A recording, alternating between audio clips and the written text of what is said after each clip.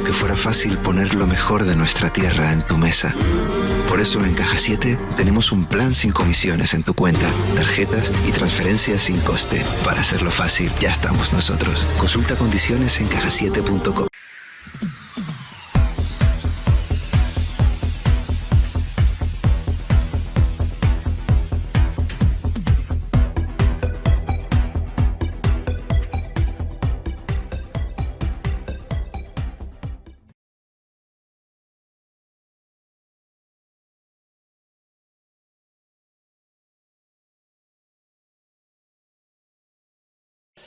Bueno, Richard, pues yo creo que aquí estamos viendo mucho material agrícola, es decir, tenemos motocultores, tenemos temas para tratamientos fitosanitarios. ¿Qué es esto aquí? Esto aquí es la parte de taller de la finca de la escuela.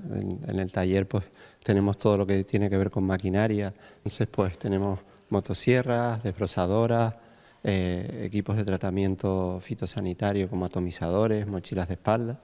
Y bueno, pues este taller se dedica a todo lo que tiene que ver con prácticas y que el alumnado vea el funcionamiento de esa maquinaria antes de hacer las prácticas en la propia finca o fuera de aquí también. Incluso reparación, mantenimiento también. Sí, sí, todo. Ellos hacen desde la preparación del material para trabajar en campo hasta después el mantenimiento y limpieza para guardar el material entre los trabajos. Richard, por lo que yo veo, la escuela tiene muchos recursos de maquinaria, ¿no? Sí, la verdad que la Escuela de Capacitación Agraria, dentro de los centros de formación, está muy bien equipada, ¿vale? Contamos con mucho material, mucha herramienta para que el alumnado trabaje y eso es una suerte porque a nivel práctico el alumnado lo nota y también pues ganan en formación. Incluso herramientas y maquinaria de última generación, ¿no? Sí, pues también podemos, en la medida de lo posible, siempre se va adquiriendo, pues lo que tú dices, máquinas que sean novedosas, pues ahora estamos planteando en comprar unos equipos de tratamiento de desherbado que son eléctricos, que se trabaja con un equipo eléctrico para eliminar hierba, entonces pues intentamos mantenernos un poco actualizados en ese sentido, ¿sí? Con ello se consigue, Richard, y corrígeme si no es cierto, que se profesionalice mucho más, se mejore pues ese alumnado que sea capaz de aplicar nuevas tecnologías en campo, ¿no? Sí, yo creo que hoy en día es muy importante que el sector agrario se profesionalice, que mejore en la medida de lo posible. Tenemos muchos medios, tenemos la suerte hoy de contar con muchos medios y yo creo que el sector agrario necesita de una profesionalización y una modernización, ¿no? En ese sentido, pues la escuela yo creo que tiene que ser baluarte en eso y formar a los agricultores que salgan de aquí o a las personas que salgan de aquí en la mejor de la medida posible, ¿no? Bueno, pues estamos en la elaboración de biofertilizantes. Aquí preparamos todo lo que tiene que ver con la fertilización de la finca. Te decía, la mayor parte vía riego y también estamos trabajando mucho con tratamientos foliares. Entonces, bueno, aquí están los bidones donde se macera el producto, donde preparamos el biofertilizante para aplicarlo. La elaboración conlleva otros procesos, ¿no? que hacemos aquí arriba en el cabezal de riego. Y bueno, aquí lo que ves son varios bidones que ahora mismo están trabajando, se han hecho por el alumnado, por prácticas del alumnado, ves algunos que están burbujeando, entonces están ahora en el proceso de una fermentación anaeróbica, que es lo que trabajamos aquí en la finca de la escuela básicamente. Estamos partiendo de una cosa que se llama captura de microorganismos de montaña, o sea, al final es intentar multiplicar la diversidad local, hacer una multiplicación y eso es lo que estamos haciendo en estos bidones, ¿no? Multiplicamos eso y eso lo usamos como un fertilizante, tanto foliar como vía suelo y también como control fitosanitario, porque pues, bueno, a nivel bibliográfico se ha contrastado que tienen mucho efecto contra determinadas plagas y enfermedades. Esto supone una prueba, ¿no? Porque hemos probado y en realidad va muy bien. Pues Jairo Restrepo es una persona que estuvo aquí hace yo creo que 2 años, ¿no? Hizo un curso, y es una persona que lleva mucho tiempo trabajando en esto en Sudamérica, hay muchas otras personas, ¿no? Y a partir de ahí, pues hemos estado desarrollando el sistema y la verdad que por ahora el resultado es muy bueno, muy contentos con lo que estamos obteniendo. Durante el desarrollo de la agrofiesta ecológica, Richard participó dando formación a diversas personas que haciendo cursillos sobre esto también, ¿no? Sí, sí, se hizo un taller, se invitó a la escuela a participar, entonces pues decidimos por parte de la escuela que fuera y se impartiera un taller allí. Colaboramos también con la agrofiesta, que yo creo que es importante colaborar con una iniciativa tan buena como esa. Entonces pues estuvimos allí, hicimos un taller específico de la elaboración de un biofertilizante, cómo se hace el proceso, ¿no? Hoy no lo vamos a explicar porque conllevaría casi un programa entero para ello, ¿no? Pero bueno, tenemos aquí la muestra para que las personas que vean el programa lo vean en directo, ¿no? Y simplemente eso, decirles que, pues, que el resultado que estamos obteniendo, las pruebas que estamos haciendo van muy bien y estamos muy contentos con lo que se está obteniendo. Nosotros haremos un programa específico de eso y seguramente que Richard nos los podrá explicar. ¿Vamos a seguir? Sí.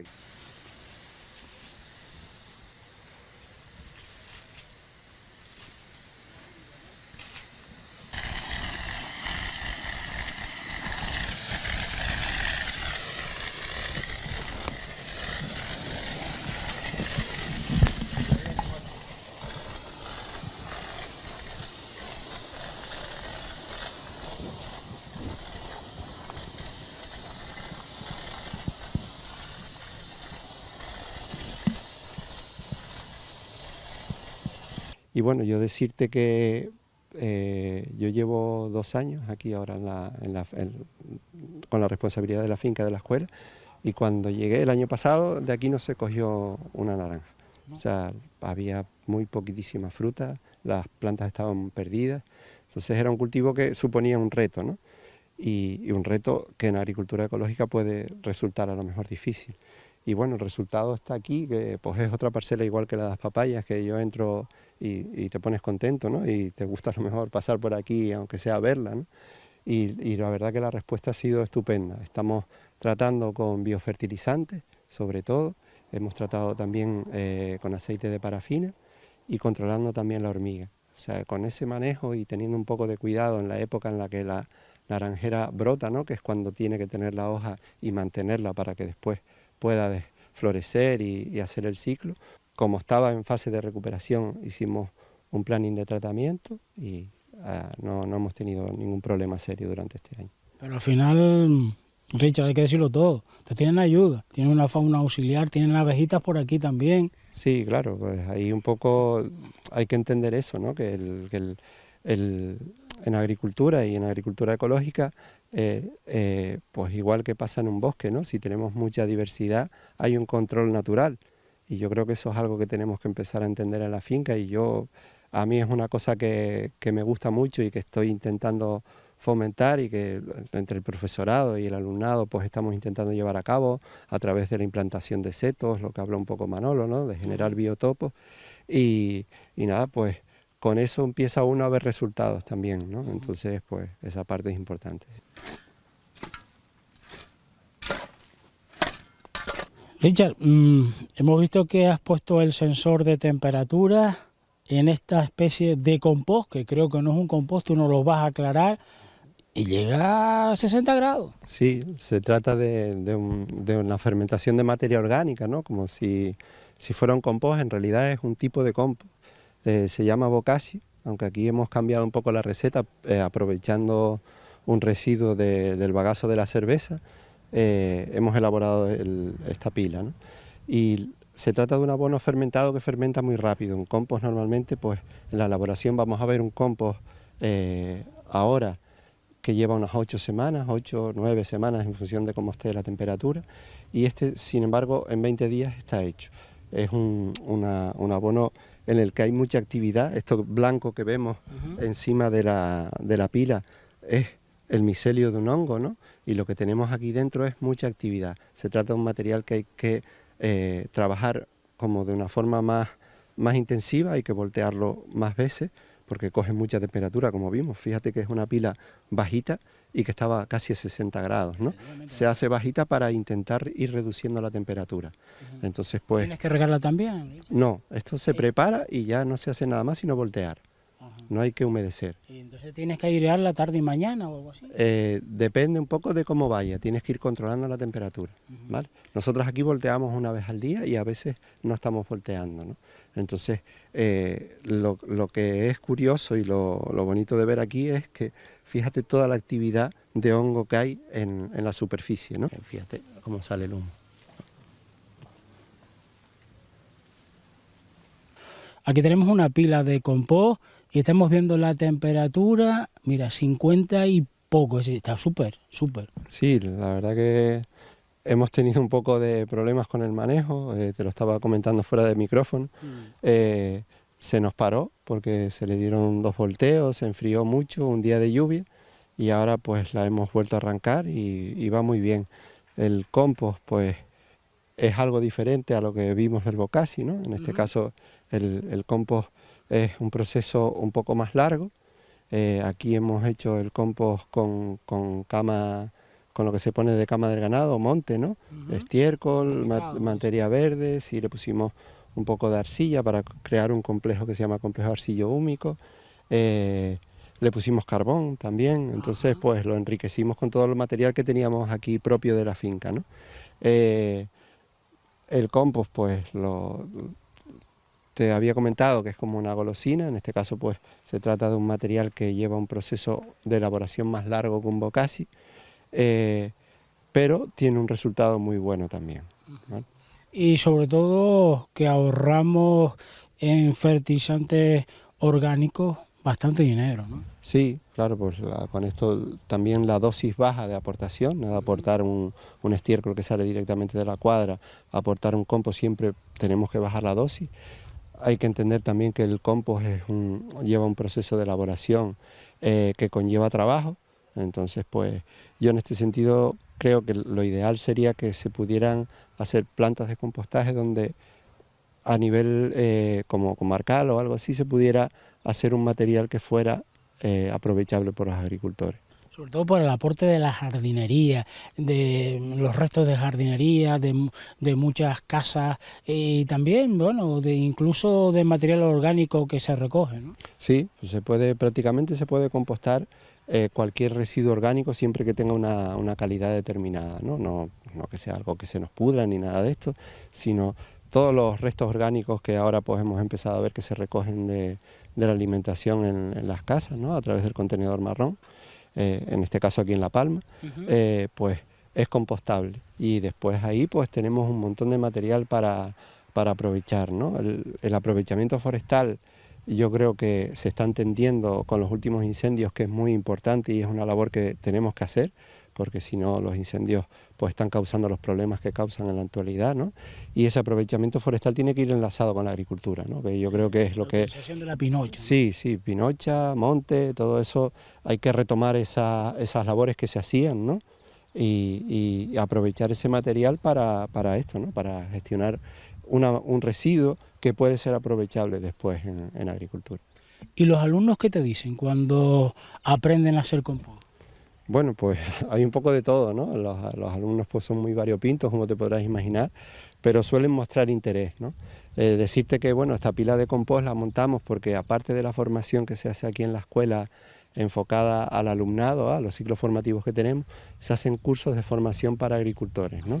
Entonces, pues esta pila tiene ahora 2 semanas, ¿sí?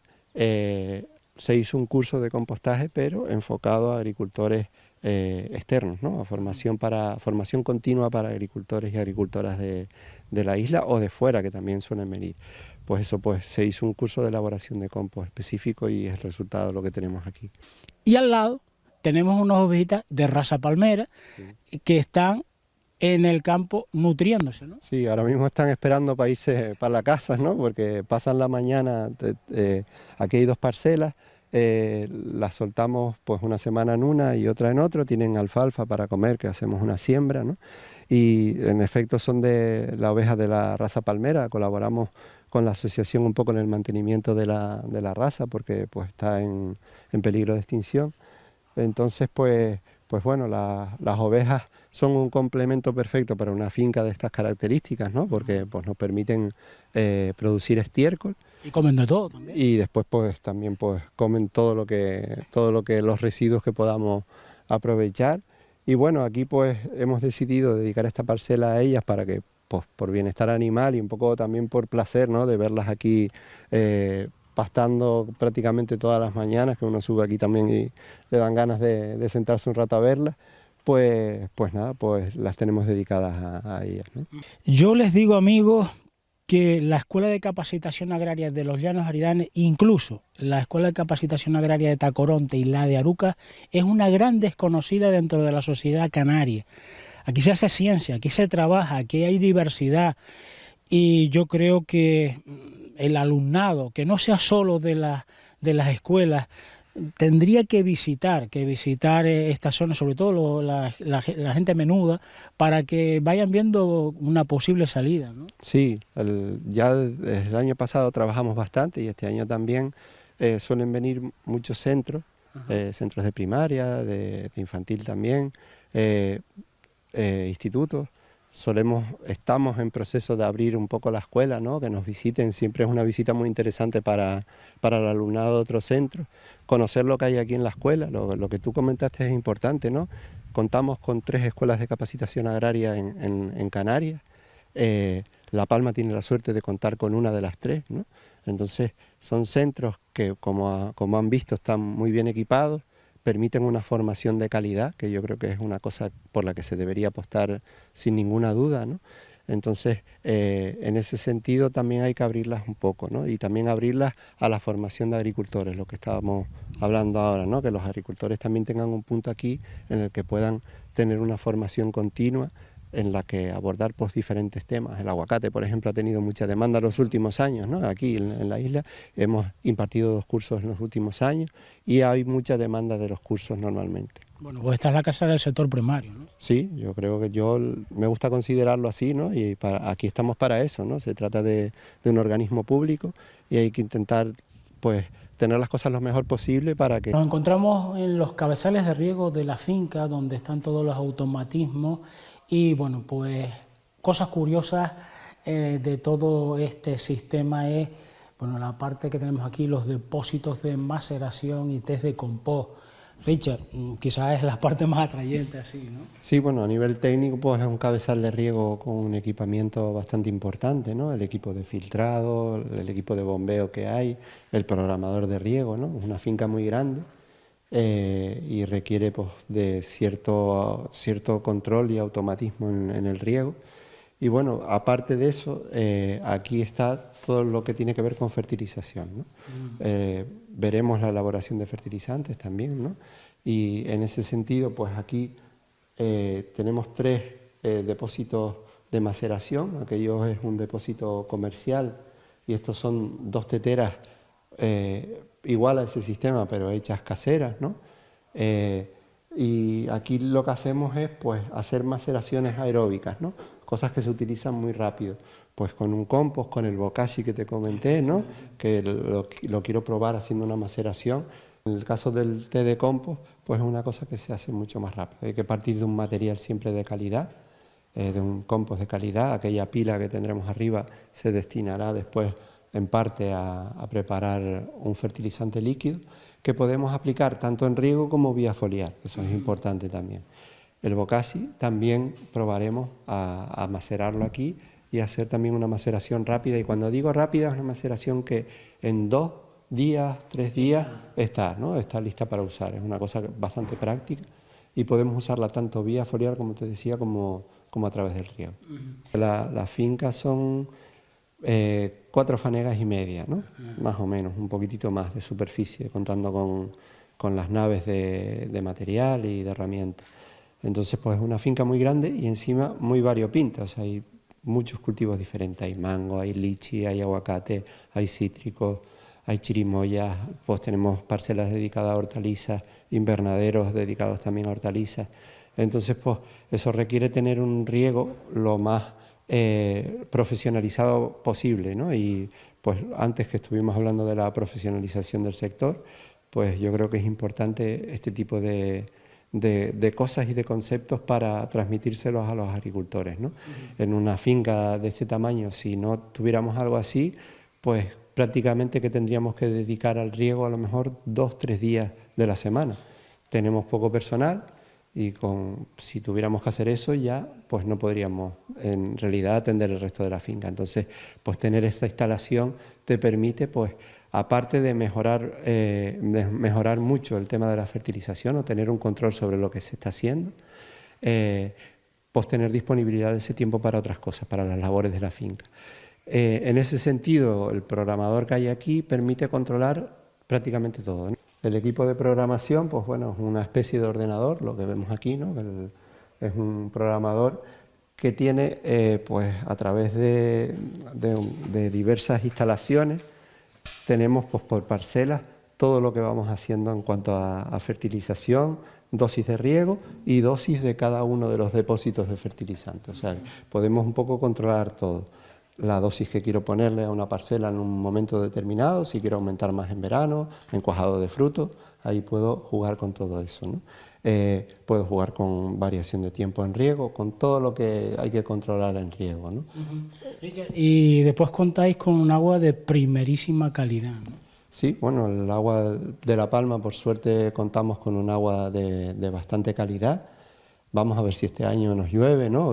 Tenemos esperanza todos los que estamos relacionados con la agricultura desde hace ya muchos años que llevamos sufriendo, sobre todo aquí en el valle, una sequía muy fuerte. Entonces, si este año llueve como tiene que llover, el agua mejorará todavía más. Hemos perdido un poco de calidad en los últimos años debido seguramente a la bajada del nivel freático de la bolsa de agua de la isla. Entonces, en relación a la pregunta, sí, contamos con un agua de calidad. Siempre hay que controlar, ¿no? Porque a veces pues, se nos suben un poco los pH en el agua, hay que llevar control sobre eso. Y la salinidad, que también es importante, ¿no? Un aspecto importante. Richard, le preguntaba a tu compañera Felipa sobre el tema de los nitratos, cómo están en los suelos. Diversos estudios realizados, se hablaba que la isla de Palma contaba en los suelos con muchos nitratos. Eso también hay que controlarlo, ¿no? Hay que concienciar a nivel del agricultor, del profesional, que bueno, modere las aportaciones lo justo y necesario, ¿no? Sí, pues en este caso, concretamente en el Valle, estamos en una de las zonas de Canarias que está bajo régimen de control de contaminación por nitratos, porque se ha detectado que el nivel de nitratos en las capas freáticas es alto, ¿no? Puede haber una relación que siempre se ha relacionado con el abuso de abonos nitrogenados en agricultura, ¿no? Entonces, pues hay que tener mucho cuidado con eso. En agricultura ecológica siempre pues tenemos la ventaja de que no estamos usando nitrógenos tan lavables. Y voy a poner eso entre comillas porque también en agricultura ecológica se puede hacer una contaminación del suelo por nitrógeno. Entonces siempre hay que hacer las cosas con cuidado, sabiendo un poco lo que se hace, ¿no? Y bueno, en ese sentido, pues sí, estamos en una zona vulnerable, el valle es una zona vulnerable en la que hay una restricción en el uso de unidades fertilizantes, ¿vale?, para todos los cultivos, y es un aspecto que hay que tener en cuenta.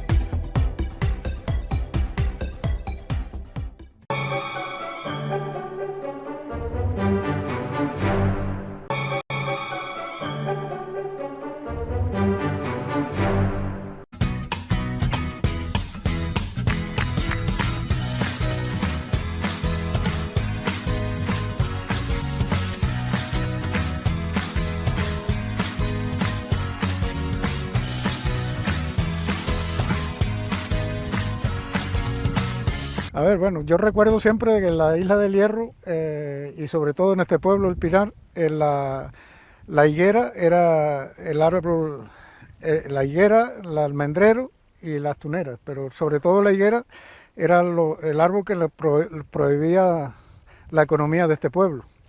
Es decir, de aquí salían los higos en el verano, se agarraban, se pasaban y después se vendían. Se hacía una selección de los higos, uno de los más grandes que se llamaban de primera, segunda y tercera. La primera era la que se vendía para el sustento de la casa, con lo que se compraba la ropa, lo que hacía falta para todo el año. Y la segunda era la que se quedaba para comer en la casa. Y la tercera era la que se usaba para los animales. Y de ahí dependíamos casi todo lo que entraba en la casa de economía. Sí, el sustento en este pueblo era tener de todo, había que tener teníamos que ser autosuficientes, porque en esa época aquí estábamos olvidados del mundo y del gobierno y de todo. Entonces aquí, por ejemplo, esta finca tenía que producir los higos, las almendras, y después había que ararlas y se cosechaban lentejones o cebada o todo eso. Entonces de las higueras tomabas los higos, los secabas y sacabas para venderlo y tener el dinero que te entraba, porque aquí no habían sueldos, no habían trabajos, no había nada, sino todo tenía que ser autosuficiencia. Y con el grano que agarrabas, por ejemplo, si lo sembrabas de cebada o de trigo, de esto, pues sacabas el grano, lo molías, hacías el gofio, que era la harina con la que se alimentaba durante todo el año, y lo que era la paja y toda esa cuestión para los animales. Los higos siempre empiezan por dependiendo también los niveles del terreno, porque el higo que está más cerca de la costa, más cerca del nivel del mar, madura antes que el que está cerca de la cumbre. Entonces, por ejemplo, abajo, en el nivel del mar puede empezar un mes antes, que el mes de julio o agosto, ya puede empezar por las costas. Mientras que aquí va escalonado julio, agosto, septiembre, y a lo mejor en octubre, septiembre, octubre va terminando por aquí, y ya en los principios de la costa se está terminando. Porque todos los frutos, según esté del nivel del mar, madura más temprano o más tarde. Pues era toda la familia que estaba activo, que podía agarrar higos, desde el más pequeño, tuviera 5 o 6 años, hasta el más viejo que tuviera 70, 80, todo el que pudiera venía, se levantaba a las 4 o las 5 de la mañana y tenía que ir caminando con el burrito, caminando a donde estuvieran las higueras, y llegar lo más temprano posible para que no le pegara el sol, y empezar a agarrar los higos. Una vez agarrarlos, poner los tendales en el suelo con la pinocha y tender los higos y regresar para la casa al mediodía o en la tarde, y eso era todos los días, un día para una parte que tuviera la higuera, otro día para la otra, porque no siempre las higueras estaban todas donde mismo, porque a lo mejor unas estaban en una parte más lejos, otras más cerca, otras por la cumbre, otras más a la costa, y entonces cada día se iba para un sitio a agarrarlos de un lado, del otro, de aquello, y todo el verano pues estaba todo el mundo en eso. Normalmente haciendo calor normal pues eran 6, 7, 8 días, y a los 8 días entonces se recogían, se llevaban para la casa, se hacía un montón, y entonces ahí se hacía la selección, se escogía la primera, la segunda y la tercera, y ahí entonces la primera venían la gente de otros pueblos que no tenían higos, incluso a veces se cambiaban, por ejemplo, entre los de otro pueblo que traían papas, por ejemplo del norte, papas y calabazas y cuestiones de esas que aquí no habían, y aquí le daban higos en pago de lo que traían de allá. Los de frontera traían castañas y de aquí le daban higos, y entonces se hacía lo que se llamaba el trueque. Se usaba poco también el cambio, y después venía la gente que era los higos que exportaban para afuera, para Tenerife y para esos lados, que ya esos sí venían y los pagaban las tiendas, los iban comprando y ellos se los iban almacenando, después venían y se los llevaban, que eso sí eran en dinero. No, eso era completamente natural y ecológico, y es decir, se agarraba se usaban las barricas que se conseguían en ese momento, a lo mejor las barricas que venían con cerámica de afuera o que venían con algún producto, porque antes venía todo mucho en toneles, y se agarraba la hoja de la higuera y se ponía una camada de hoja, y después se ponían los higos encima. Y entonces se ponía algo limpio, una sábana o algo la broma, y se metían más bien los muchachos dentro y los acalcaban, los presionaban bien presionados hasta que estuvieran pero bien prensados. Una vez que ya estuvieran bien presados, que fueran una capa más o menos de 6-7 centímetros, entonces se le venía a poner otra camada de hoja para que separara esa capa de la siguiente, se le ponía otra vez los higos y se volvían a calcar bien presionados, y se le volvía a poner la otra capa de hoja y se volvían a presionar bien presionados. Claro, entiendo que lo presionado era para que la traza que cría el higo no pudiera caminar porque estaba todo bien presionado. Y aparte de eso, que la hoja de la higuera es un repelente para la traza y todo ese tipo de animales que ataca el higo. La propia hoja no es solo por ponerla porque se pare, porque yo pensaba incluso que era por cuestiones de que no había papel o eso, no, es que la hoja de la higuera es el propio repelente para que no entre la traza. Y ahí se conservaban perfectamente. Entonces, y por eso se hacía por capas, porque cuando se iban a consumir, entonces rompías la primera capa, que duraba a lo mejor para el consumo de la casa 8 o 15 días, depende de lo que comiera la familia. Esa capa se aflojaba y podía agarrar contaminación, esto o lo otro.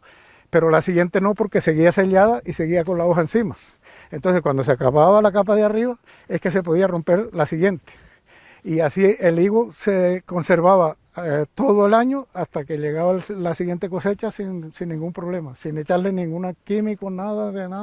Y eran perfectos. Entonces, algunos, dependiendo que es cuando los pasas que fueran más maduros o menos maduros, criaban más azúcar o menos azúcar. Algunos el azúcar, yo creo que si a lo mejor estaba en una parte como más húmeda o algo así, el higo que pasado se revenía con más azúcar, se le salía por fuera el azúcar, bastante se le veía, porque de todas maneras él tiene azúcar. Y sin embargo, otros no se conservaban sin tanto el azúcar. Creo que era por un poquito de nivel de humedad más o menos, pero fuera de una forma o de otra, de la época que se pasaban y se calcaban ahí hasta el año siguiente, eso estaban ahí intactos.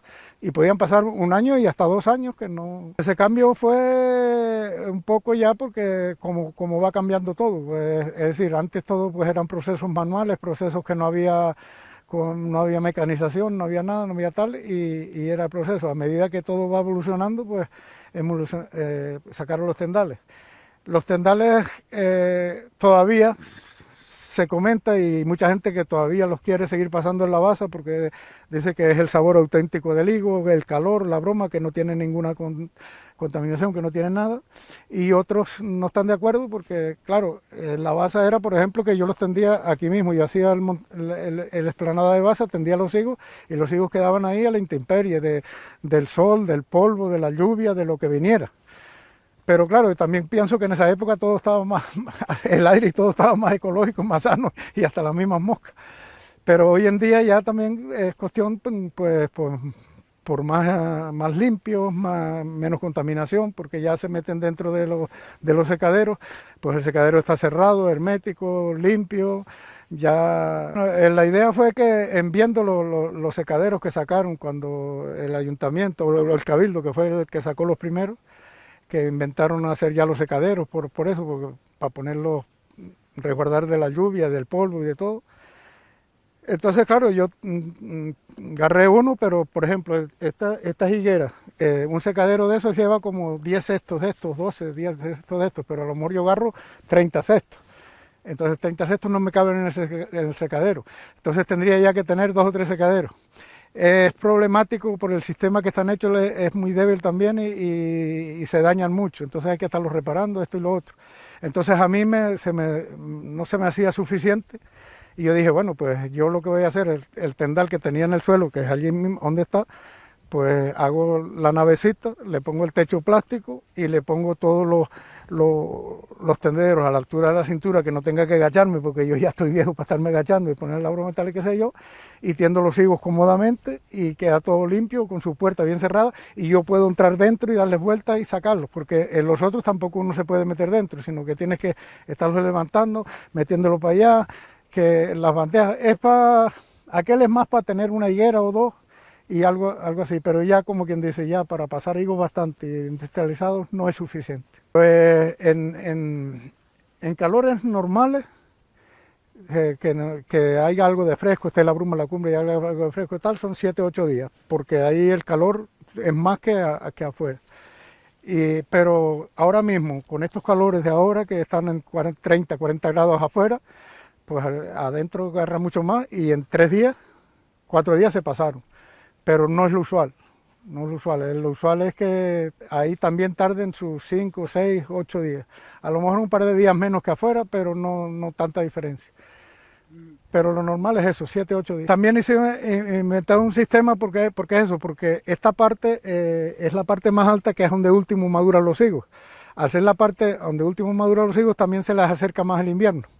Que si digamos que en septiembre, octubre ya empieza a llover y aquí todavía los higos hay higos. Sin embargo, en la costa ya terminaron. Entonces, claro, dependiendo también la zona donde estés, pues necesitas más tiempo. Y como tenía el horno que se había hecho originalmente para eso, para pasar los higos, pero lo mismo, que el horno lleva 8 días estos y la capacidad ya muy incómodo para meterte y para sacarlo.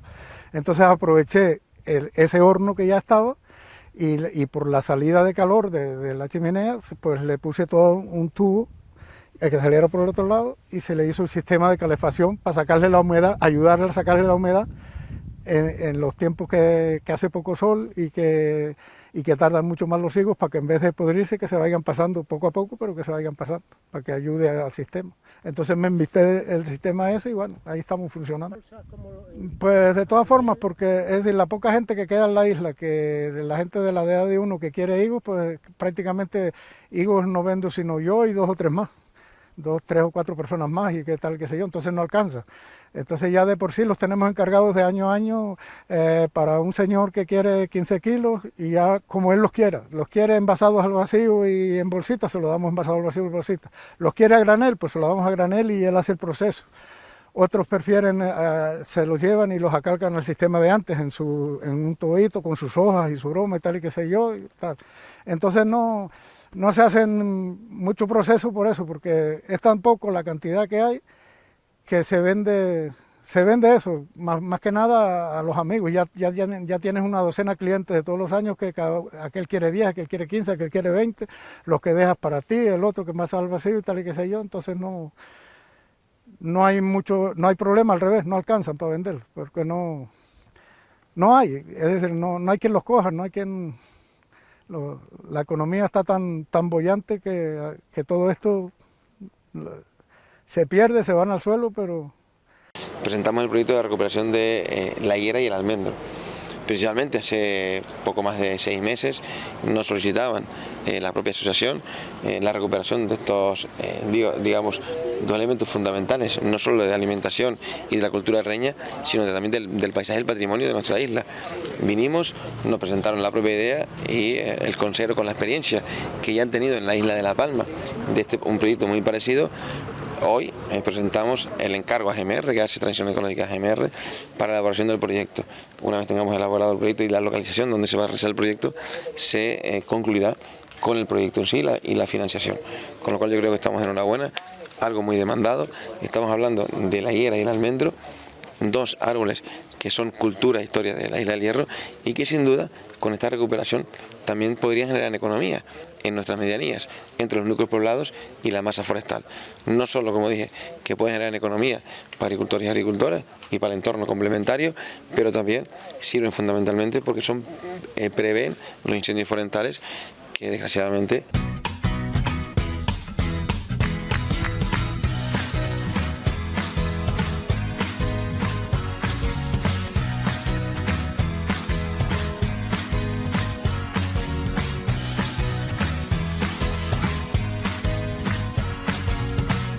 Dijo que fuera fácil poner lo mejor de nuestra tierra en tu mesa. Por eso en Caja 7 tenemos un plan sin comisiones en tu cuenta, tarjetas y transferencias sin coste. Para hacerlo fácil, ya estamos nosotros. Consulta condiciones en cajasiete.com.